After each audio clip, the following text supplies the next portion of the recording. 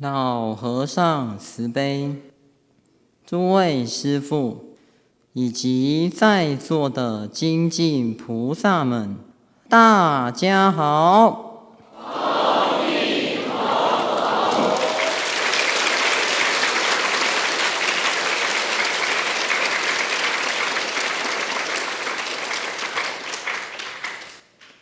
昨天我们说到了观世音菩萨慈心满愿的现身求愿。我们现身中向观世音菩萨的一切祈求，只要你求，菩萨都决定给你感应。但是想要观世音菩萨满足我们的现身求愿，那我们要有定有慧。所以决定要先做到有定有慧这个大前提，那你所求的一切，观世音菩萨他不但会给你，而且是无限量的给你。因为你所求的这些五欲并不会害你，反而能够帮助你的修行。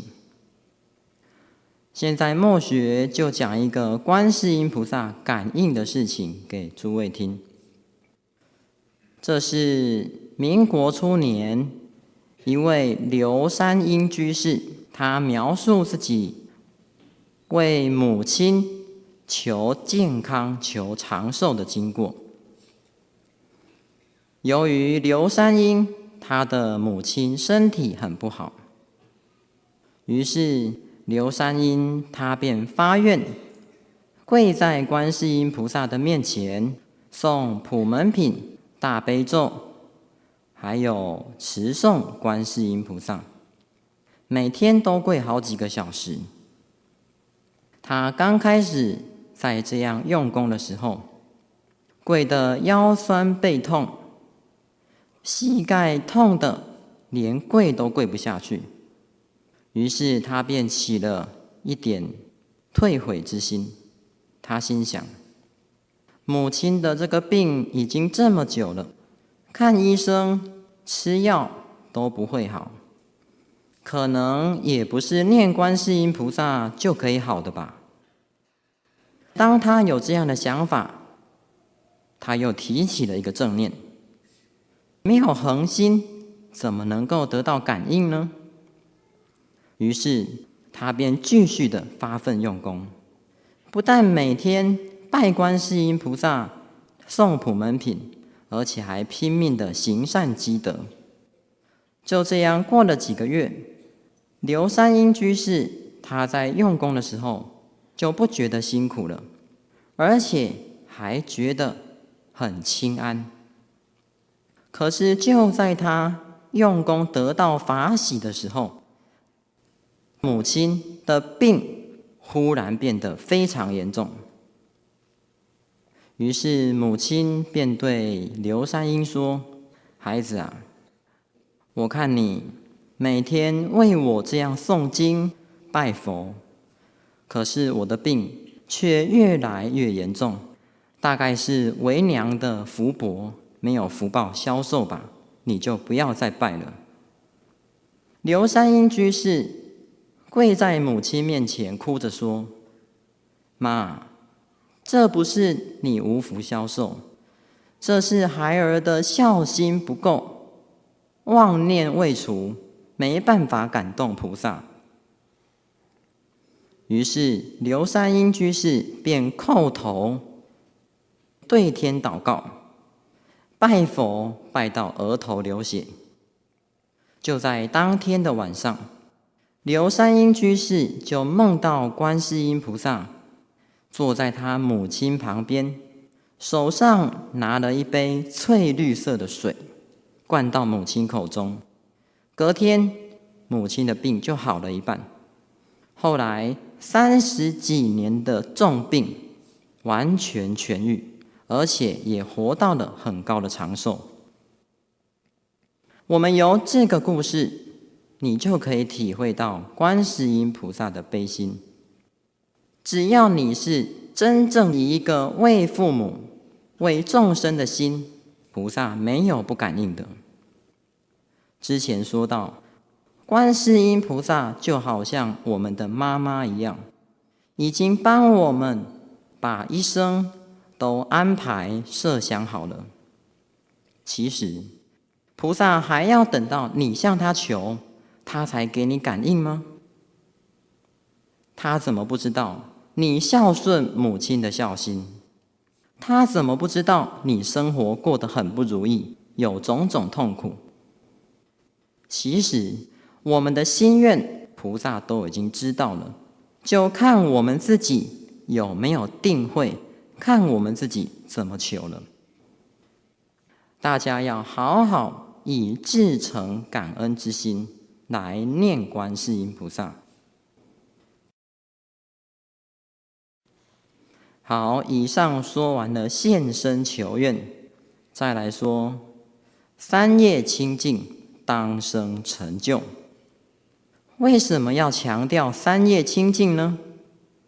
因为你做到了三业清净，那一切的现身求愿才能够当生成就。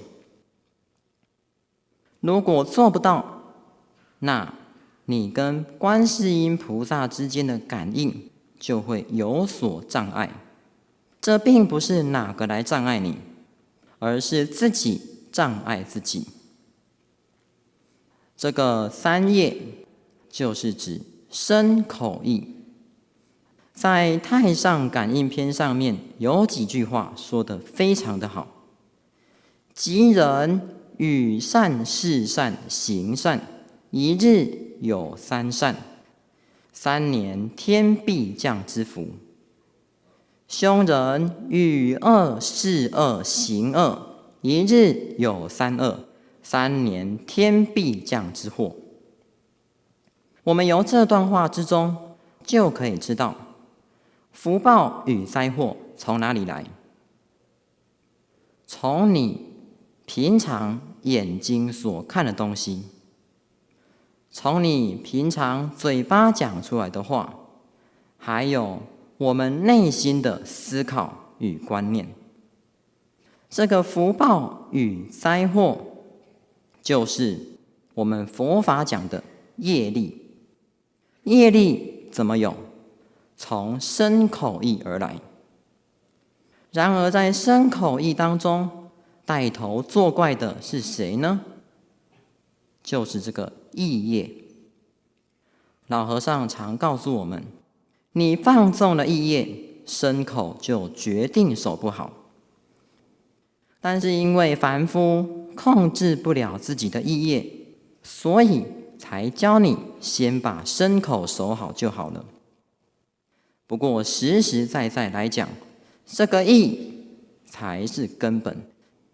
你把意业守好了，身口也就安静了。在经典上说，三业清净，唯佛一人。在十法界当中，只有佛陀一个人是三业清净。就算是等觉菩萨，都还尚有一分的无明没有破。那是不是反正我们凡夫做不到这个意业清净，那就不要管这个意业呢？老和尚告诉我们，你在打佛七念佛的时候，有妄想来，你不要理他，他散他的，你念你的。要知道，在打佛七时横其解决，有妄想一来，马上以佛号来对治，这是最快的。但是叫你不要去管妄想，并没有说你就可以放纵自己的意业哦，不是你就可以随着自己的颠倒想，东南西北污浊邋遢，想得没完没了。经典上佛陀明白地告诉我们，一马莫纵。一个内心有烦恼、有恶业障的人，他的身口决定有问题。因为我们的身口造作是来自于我们的内心。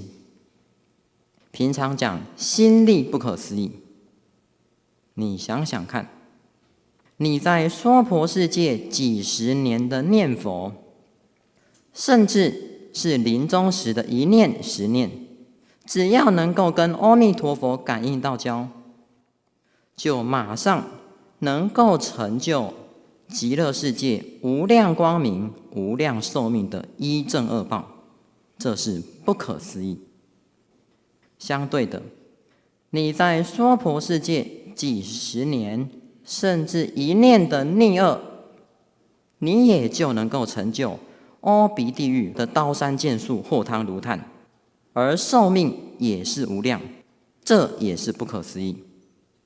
所以这个意业太重要了。一念的迷，生死浩然；一念的悟，轮回顿息。当然，要我们凡夫做到不打妄想，那是不可能的。凡夫就是凡夫嘛。但是最起码的，你要知道，这个妄想是错误的，你不能够跟着他走，不能够随顺他下去。如果都不去对治，不去照顾自己的心，那是对自己的生命不负责任。你都不去对治自己的意业，那就不可能成就真实的功德。甚至你会觉得，我好事也做了不少啊，为什么我还有这么多痛苦？自己连问题在哪里都不知道。有毒的碗筷能够装清净的饮食吗？内心有烦恼，有业障，三毒烦恼不去除，如何能够成就清净的功德？不是外表装个样子，嘴巴会说话，可是内心的因地、目的彻彻底底都错了。骗得了人，但骗不了鬼啊！不要说诸佛菩萨、老和尚悉知悉见，就是你旁边的天地鬼神都看得清清楚楚。诸位，我们不要做那种只能让人家欣赏而不能被亲近的人。默学这样说，是希望大家互相共勉，有这个病的人要赶快改啊！现在默学就讲一个故事来强调三业清净的重要。在明朝嘉庆年间，有一位袁了凡先生，跟他同一个时代，还有一位于敬义先生，也就是大家耳熟能详的于敬义公预兆神迹。于敬义是他后来改的名字，本来他叫做于良辰。这位于先生，他从小就非常的有才华，学问也很广博。18岁就考中了秀才，看样子这一生应该会飞黄腾达才对。可是也不知道为什么，年纪越长越大，家里却越来越贫穷，只好以教书来为生。不过这个于先生，他也是有那么一点善根的，所以他与一些好朋友成立了一个文昌社。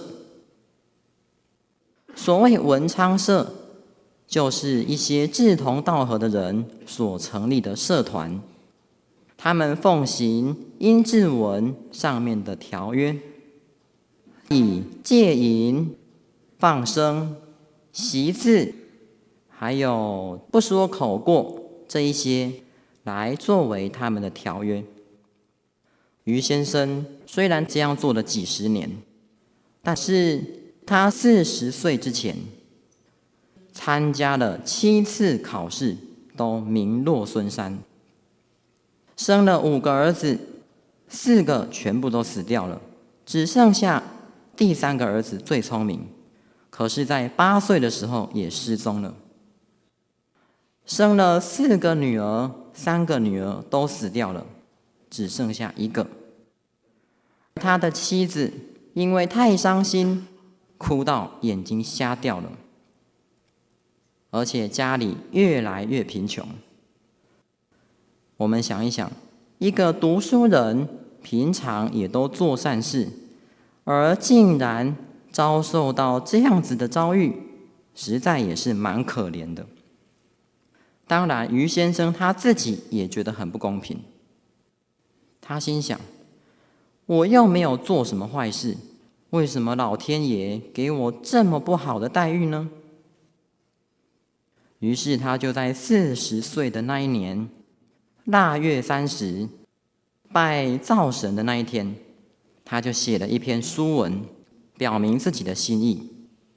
可是书文写了7年，还是没有结果。到了他47岁的除夕那一天，他们家真的是家徒四壁了。那天大家本来应该是团圆的嘛，而他们只能枯坐在客厅，桌上什么东西都没有。这时于先生实在是非常的气愤，他一直在垂头叹气着。而就在这时，外面有一个人来叩门，一位自称张先生，大概50几岁的人来拜访他。张先生说，我听到你在这边垂头丧气，所以特别来安慰你。于先生于是就请他进来，准备要把自己的遭遇讲给这个张先生听。结果张先生对他说，你不用再对我说了，你家的事我是非常清楚的，我就是特别为了这件事来找你。这个张先生其实就是灶神的化身。灶神一针见血的告诉他，你的意恶太重了，心中的恶念太多了。你10几年来修善事、读书，全部都是为了虚名。你每年所写的书文，全部都是一些发牢骚、亵渎上天的话。你这样子逃避灾祸都来不及了，还想求什么福报呢？于先生听了，有如当头棒喝。他不解地问道，可是我10几年来跟这么多人一起成立文昌社，难道都没有功德吗？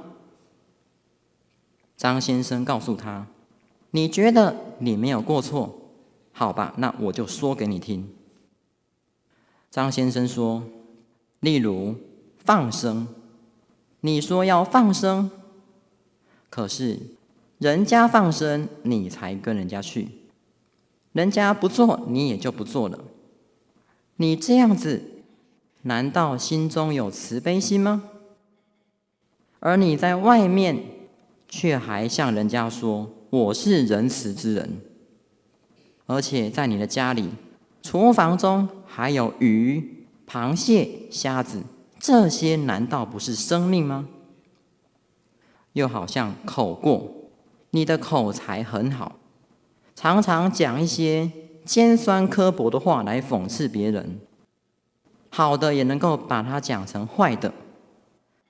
虽然是这样，但你还以为自己很厚道，还以为自己是个老实人，你这是在骗谁呀？还有邪淫，你虽然没有这样的行为，但是你有这样的心，看到女色，心中遥遥不能放下，还说自己终身无邪色，不愧对天地鬼神，你是自己在欺骗自己呀！你每年写的书文，我已经替你送到天上，上天也都派了有福使者来看你到底做了什么善事。可是10几年下来，在你身上完全记不到一件善事，只看到你心中的贪念、嫉妒念、贬极念、高己卑人念，这些恶念充满你的心，而鬼神都已经帮你记得清清楚楚了。像你这样，还要求什么福报呢？于敬义他听了，他认错了，于是拜倒在灶神的面前，请灶神救他。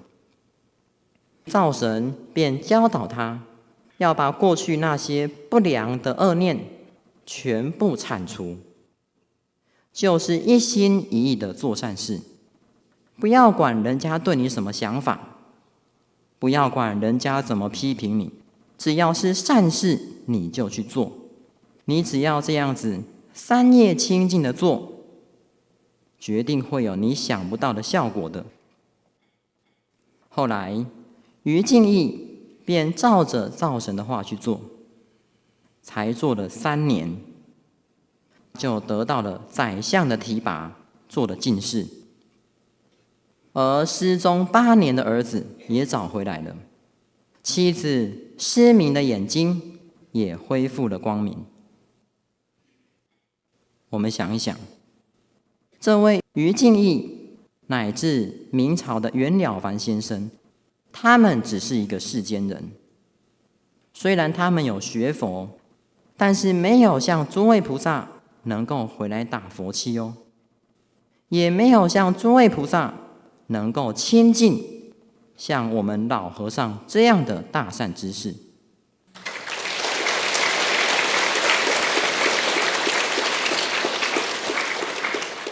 可是人家有心，才3年就有这样的感应，就能够转变自己的命运。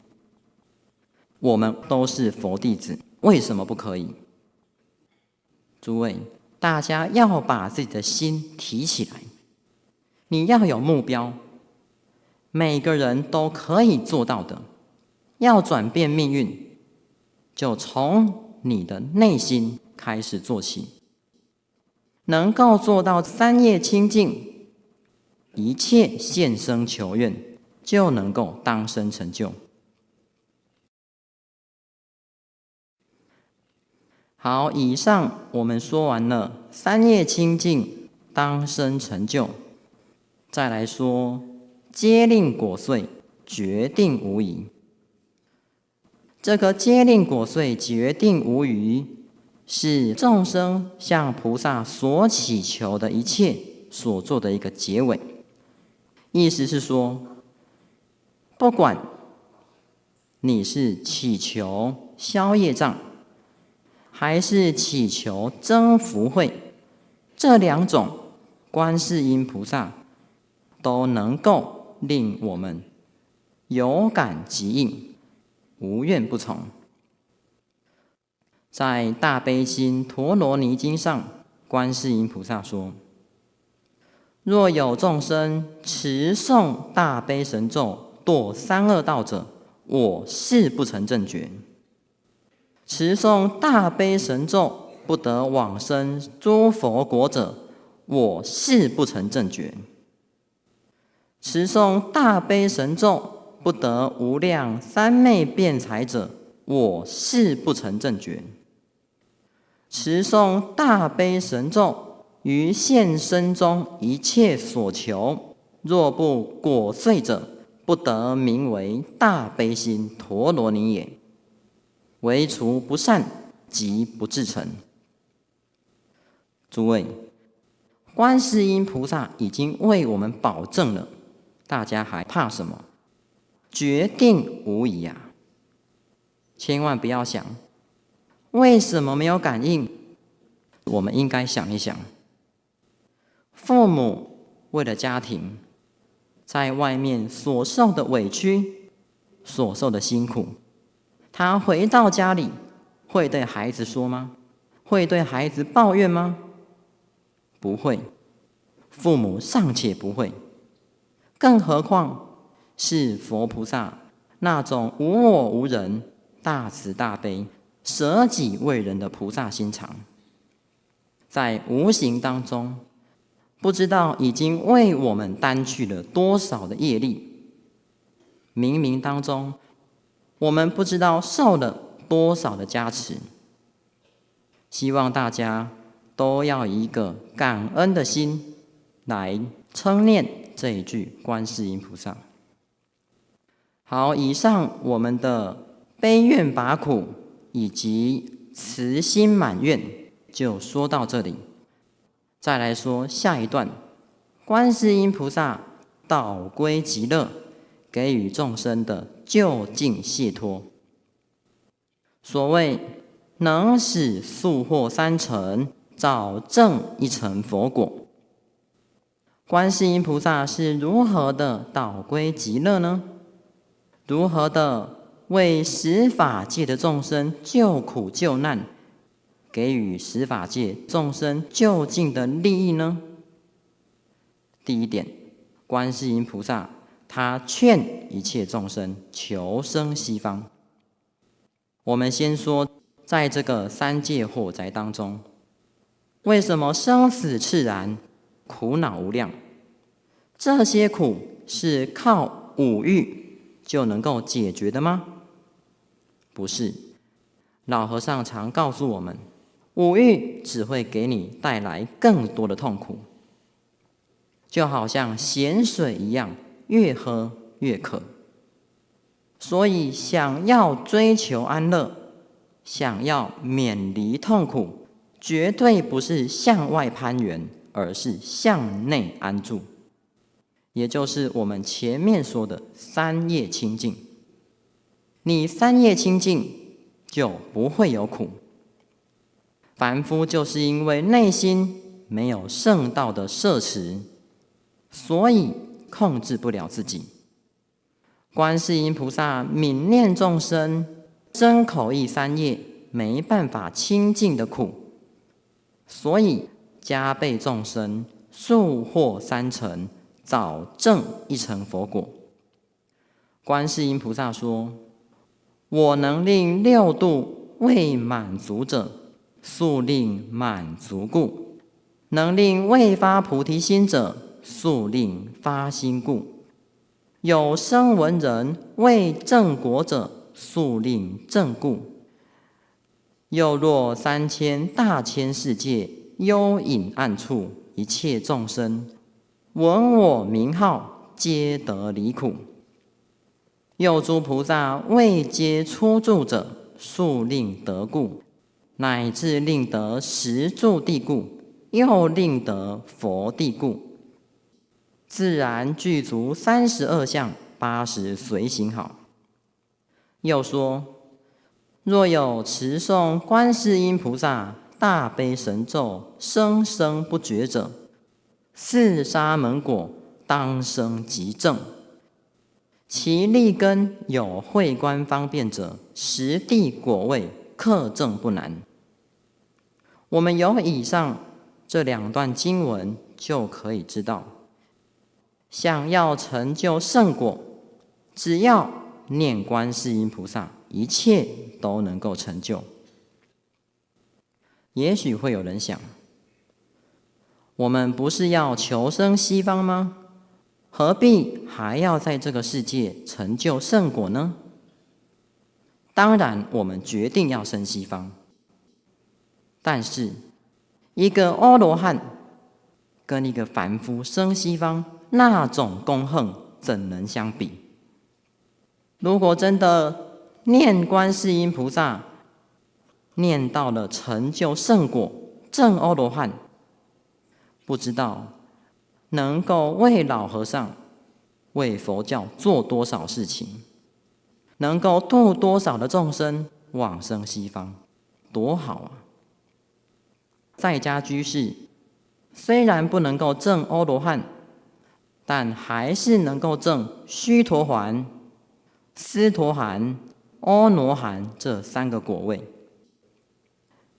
我们不要说到三果圣人，就说初果须陀洹，你能够证得须陀洹果，那就任运的不会造杀盗淫妄，也就是永远不会破戒的意思。如果有一只蚂蚁在地上走，你虽然没有看到，可是你脚一踩下去，这只蚂蚁马上就距离你的脚底3寸。所以你再怎么样都不可能会破戒。其他的偷盗、邪淫、妄语都是如此。就算你强迫这个须陀洹果的圣人破戒，他宁可舍弃自己的生命，也不愿意犯戒。而且证得了须陀洹果，他会对佛陀、对善知识生起无量的感恩心。他对佛陀、对善知识的信心是永不退失的。在大智度论上有一个比喻，假如今天这个须陀洹果的圣人，他有一碗饭，这一碗饭他如果不吃，马上就会死掉。可是他还是能够毫不犹豫的把这碗饭供养给佛陀，这就是成就圣果的境界。大家听了，应该要很向往，很惭愧。做一个凡夫多么苦，道心今天发了，明天就退失了。想要持戒清净，偏偏就是没有办法。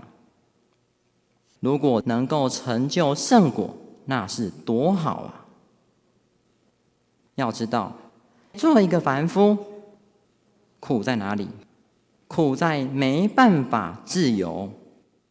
你千万不要觉得，哎呀，反正我今生要生西方嘛，那临终再去，我今生就做个凡夫就好了。或者还说，我的内心烦恼习气很淡薄，看到五欲也不太会起心动念。就算有烦恼习气，我自己都能够降服得很好。大家要知道，凡夫与圣人最大的差别在哪里？就是在于一个是有断烦恼，一个只是降服烦恼。烦恼有断与没断，那是不能够相提并论的。你的烦恼断了，再强的五欲来诱惑你，你也不会起心动念。魔王、鬼神也伤害不了你。你的烦恼没有断，修得再好，有再高深的禅定，那都是靠不住的。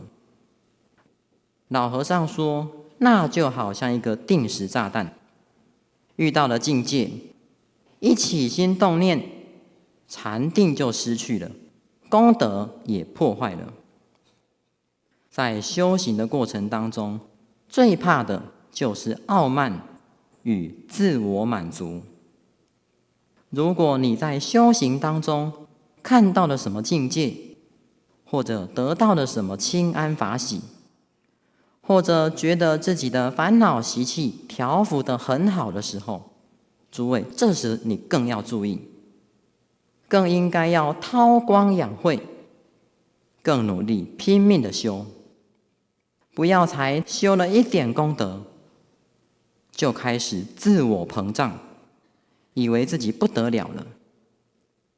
大家要知道，在鬼神的世界里面，他们的好胜心是很强的。你一动这样的念头，你觉得自己修得很好，鬼神他就不高兴了。哦，你说你的烦恼习气调伏得很好，修持修得不错，好，那我就来破坏你，跟你较量一番。他就会让你起心动念，他就会来破坏你的功德，让你控制不了自己而去犯戒。诸位菩萨，我们今天在这个娑婆世界成就功德有这么容易吗？修行是进3步退10步，好不容易才成就了那么一点功德，却因为一时的傲慢与满足，全部被破坏了，那是多么可惜！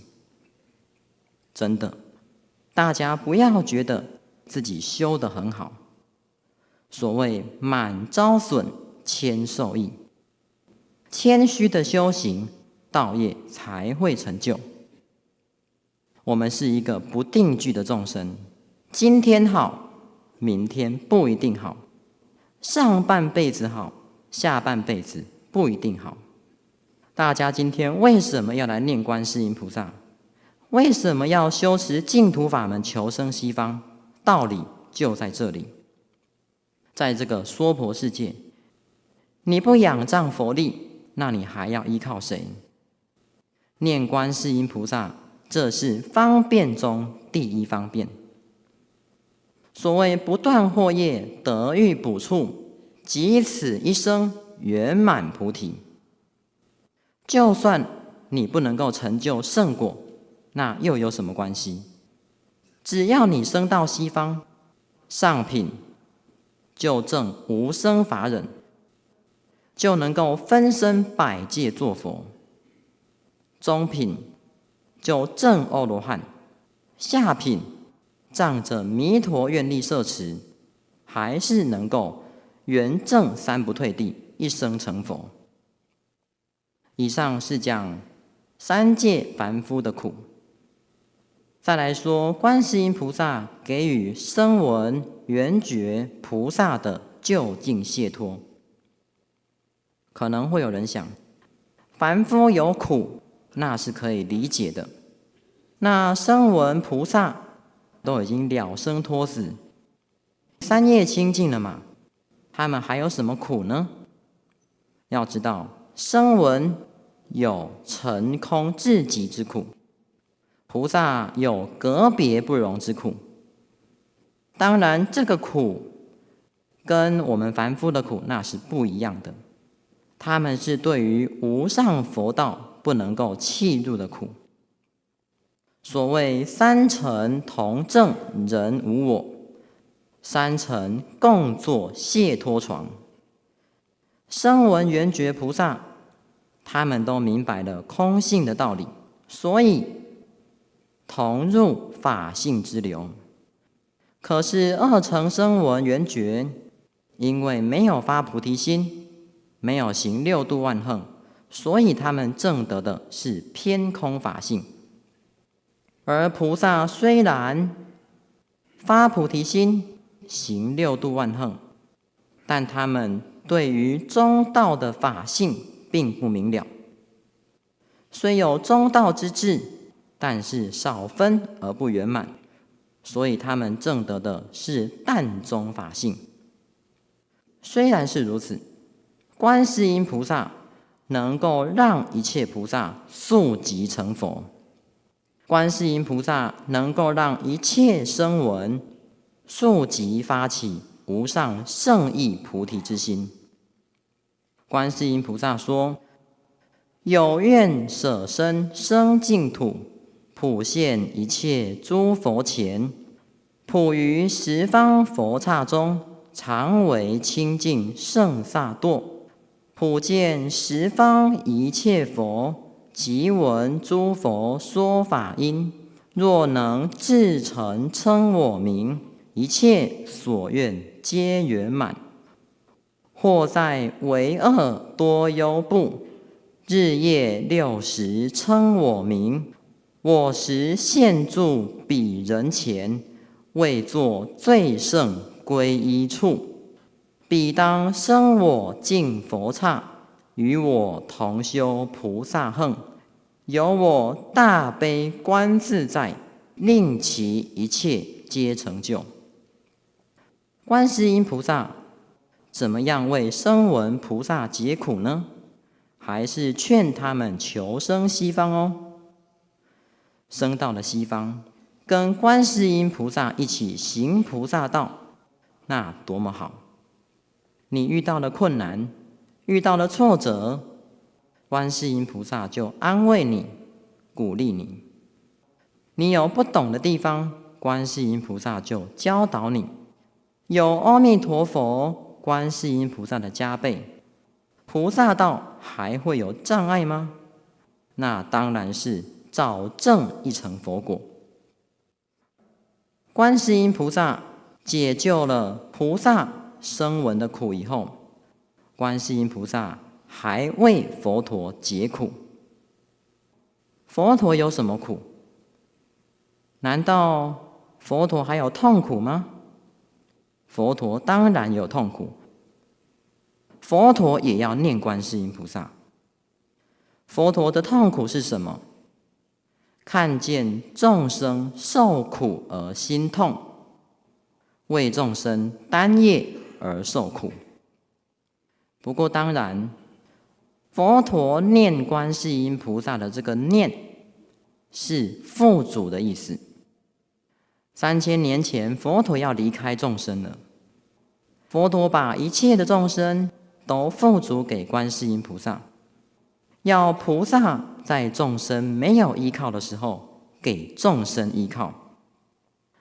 当然，佛陀他最希望的是令众生往生西方，成就佛道，回归自己清净心本有的故乡。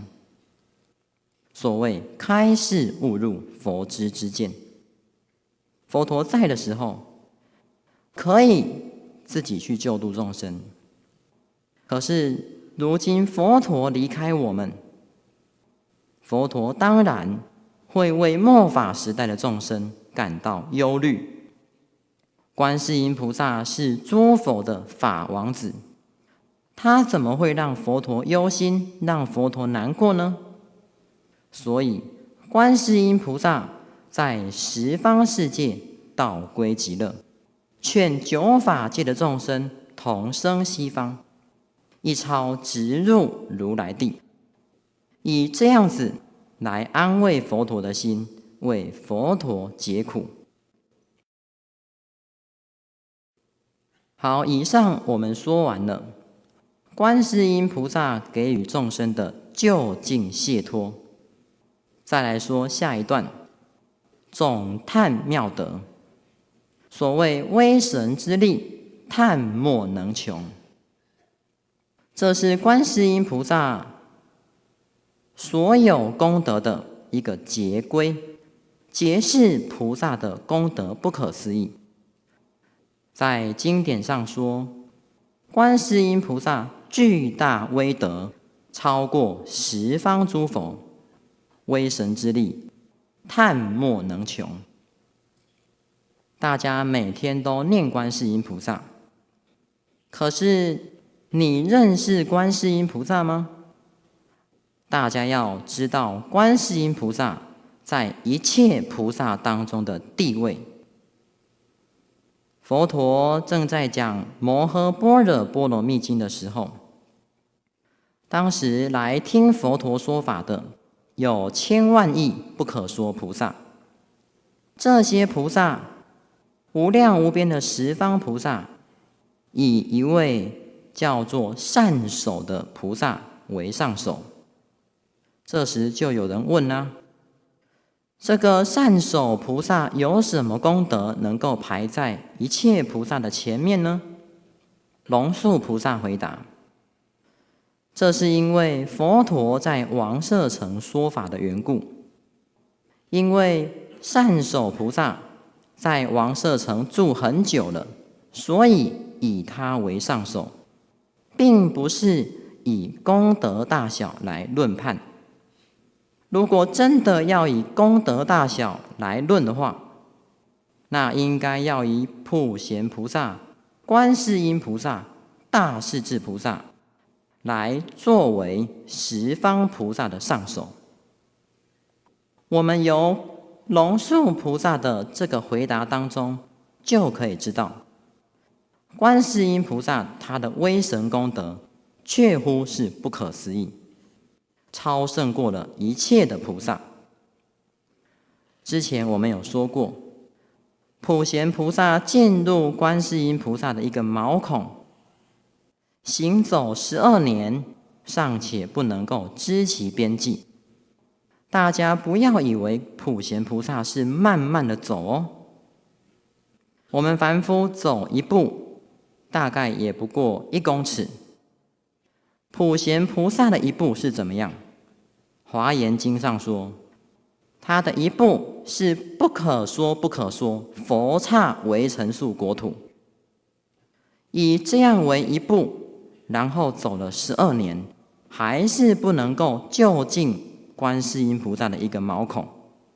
你看，观世音菩萨的功德是多么殊胜，乃至佛陀赞叹：如果有一个人，他供养百千俱胝罗由托的诸佛如来，以最殊胜的饮食、衣服、卧具、医药这样供养，所得到的福报，与观世音菩萨的一毛端福等无有异。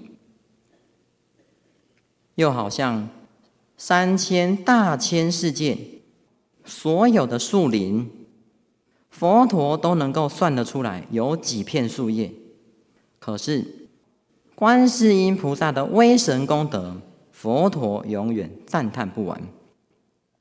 假如4大部洲有1年那么久的时间，不分昼夜，天天都下着大雨，下了几滴雨，佛陀都能够算得出来。可是观世音菩萨的威神功德，佛陀永远赞叹不完。就算是十方不可说不可说世界的诸佛如来，共同聚会一处，成说、刹说、炽然说、无间说，这样粗广长舌来称扬观世音菩萨的威神功德，也是永远赞叹不完。诸位，佛陀是真语者、实语者，能够让佛陀这样子赞叹，可见观世音菩萨的威神功德是到达什么样的程度，连佛陀自己都叹莫能穷。虽然是叹莫能穷，但是我们还是要赞叹。我们对观世音菩萨的赞叹永远无有穷尽。只要有机会、有因缘，诸位菩萨都要为一切众生宣说菩萨的功德。好，以上说完了总叹妙德，再来说最后一段的普劝归命。所谓故我一心，归命求哀护持，这是法智大师在整篇赞观音文最后的一个结尾。这一句与我们前面说的令发广大道心，教持圆满圣号的道理是非常接近的，只是前面的教持之人是观世音菩萨，而后面的普劝之人是法智大师。这一篇赞观音文一路赞叹下来，虽然才短短的几个字，但是文简意丰，词约理富，把观世音菩萨的功德描述得淋漓尽致。法智大师为什么要做这一篇赞观音文呢？乃至我们老和尚为什么要那么重视赞观音文？不但要大家唱好，还要我们把赞观音文的文句含义一讲再讲，无非是为了劝大家向观世音菩萨一心归命，求哀护持。然而要如何做到一心归命，求哀护持？就是念观世音菩萨，供养观世音菩萨，把自己的身口意交给观世音菩萨，对菩萨通声靠祷，这才是真正的做到一心归命，求哀护持。这句一心归命太重要了。什么叫做归命？老和尚常说，把性命交给龙天，把骨肉交给常住。我们凡夫最珍惜、最放不下的是什么？就是自己的生命。而今天我们毫无畏惧，没有一点怀疑的，把自己的生命、把自己的身口意交给观世音菩萨，这就是归命。所谓归命尽十方，最胜业遍知，色无碍自在，就是大悲者。因为观世音菩萨是如此的大慈大悲，所以不管我们遇到再痛苦的苦难，越是苦，越是没办法解决，诸位就是好好的念观世音菩萨，拜观世音菩萨。你要靠自己，自己的力量够吗？你要靠别人，有哪个人能够真正放心的让你靠？唯有向观世音菩萨一心归命，求哀护持，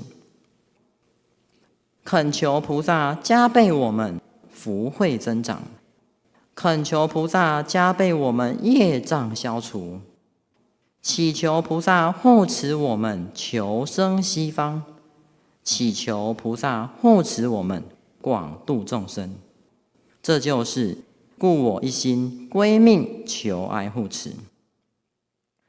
以上大家都已经明白了观世音菩萨的威神功德，也都懂得要念观世音菩萨。末学今天还是要向诸位教持圆满圣号哦。念什么圣号？就是我们的恩师南无大横大愿上妙下莲大菩萨。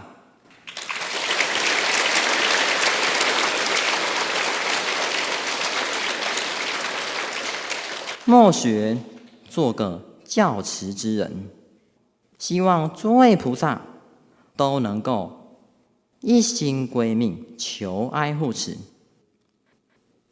当然，诸位菩萨对于念观世音菩萨可以往生西方，那已经是决定无疑了。那念老和尚的名号能不能够生西方呢？告诉诸位，决定可以，不要有一点怀疑。老和尚的功德，他的本地风光，那是什么境界啊？诸位菩萨还不明白吗？老和尚是一个不需要被接引的人。有谁敢说我的大悲心同佛陀一样？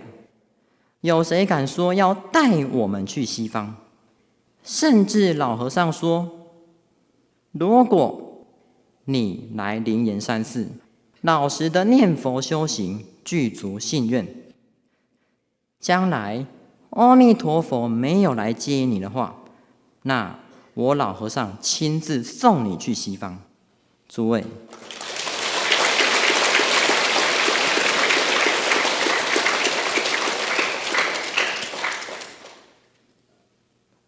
一切的功德，一切的智慧，都摄持在老和尚的心中。你千万不要想，你说念老和尚的名号就可以往生西方，就可以救苦救难，恐怕是赞叹过头了吧。如果诸位当中还有这样的怀疑，那末学深深的为你感到惋惜。末学是老和尚的弟子，我今天向诸位赞叹老和尚，称扬老和尚的功德。末学心中没有丝毫的畏惧，没有一点不好意思，更没有一点虚假，是如实而说。其实每当末学这样赞叹老和尚，老和尚总是严肃地说，我哪里是什么佛菩萨的示现？我只是一个凡夫，只是一个安于守分的出家人。我能够教导你们的，就是安于守分4个字。老和尚是一个很谦虚的人，他怎么会把自己的功德讲给人家听？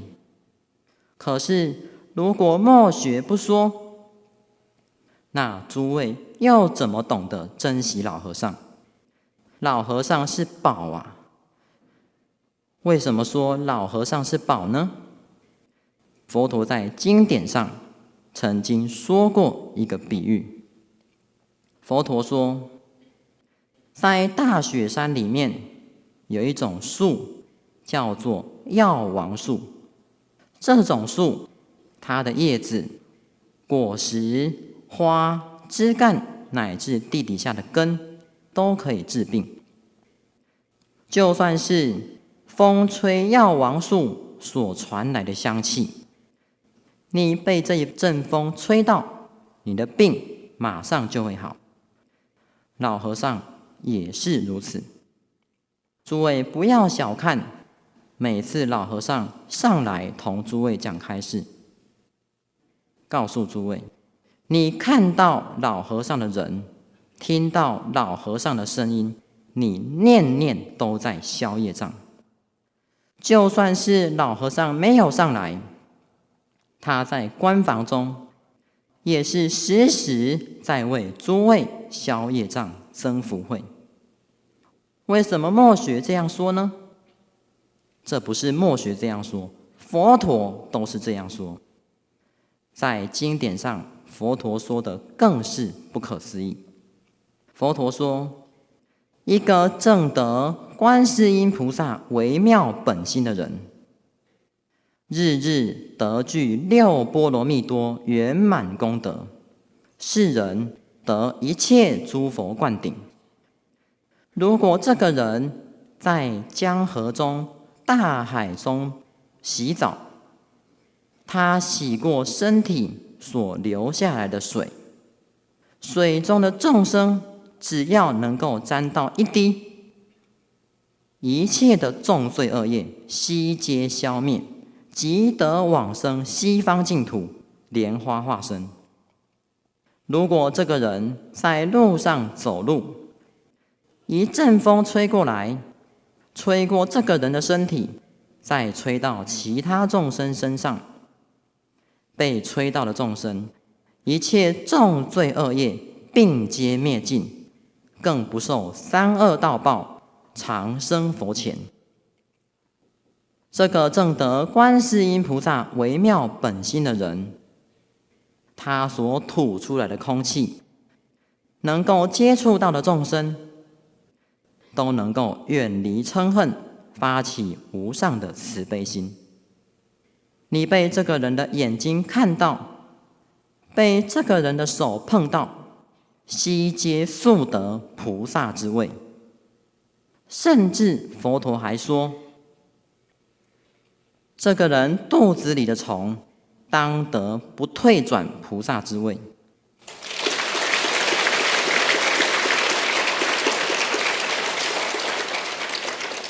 我们今天能够在老和尚的座下学佛，能够在老和尚的座下披剃出家，只要你有这样坚定的信心，只要你肯听老和尚的话，依教奉行，那生西方是不用怀疑的，决定是往生有份。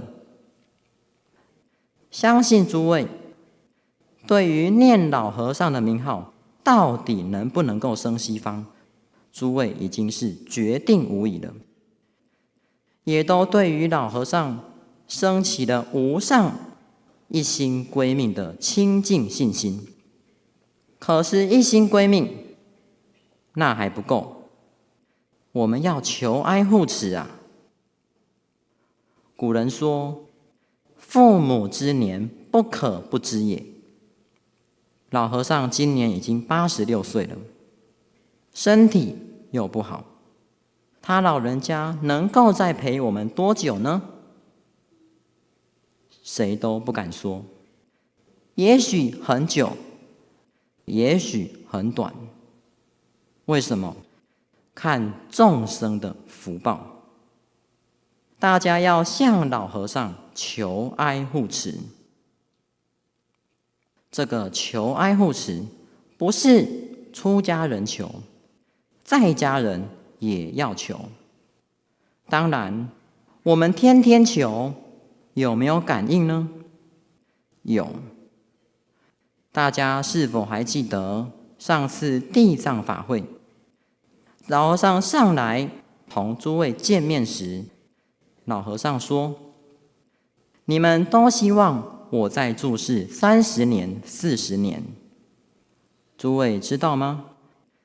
我们的释迦世尊80岁就入灭了，我们的印祖也是80岁就入灭了。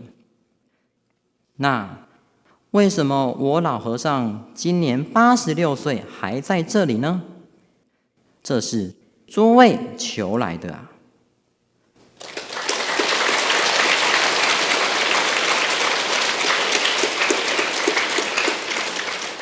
当然，老和尚能够住世下来，这是我们大家心中最欢喜的。可是，我们的用功不够，我们的道心不够，所以老和尚为我们众生住世的好辛苦。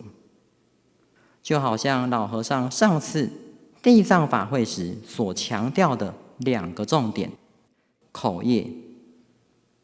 以杀生来说，老和尚希望在座的诸位菩萨都要戒口吃素，不要学了佛，嘴巴还那么残忍。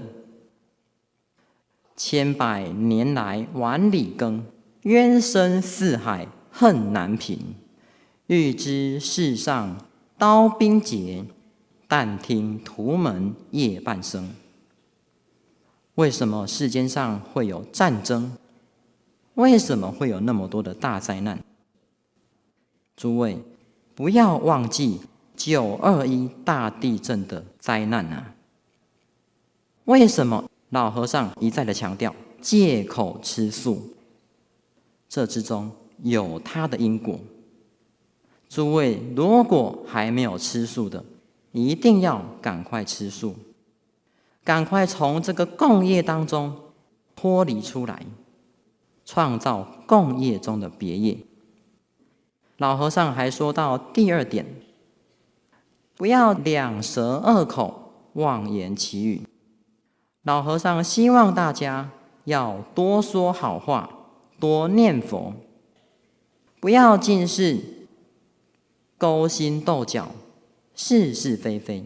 那些是是非非的话，人家来讲给你听，你能够不听，那就不要听。你真的听了，那你要告诉自己，这个事情到我这边画上句点，我不会再讲给第2个人听。不但如此，你还要呵斥那个讲是非的人。你这样子会害死人家的法身慧命啊！你要阻止他，不要总是做个烂好人，假慈悲，一句正义的话都说不出来。诸位菩萨，大家每天都那么努力的用功，常时回来打佛七，布施修福，好不容易修了一点的福报，嘴巴是是非非全部都流光了，流光了再修，修了又流光，那要到哪一天才能够功德成就呢？真是很可悲。大家要懂得保护自己的功德，而不是讲那些无中生有的话来保护自己的面子，保护自己的名利。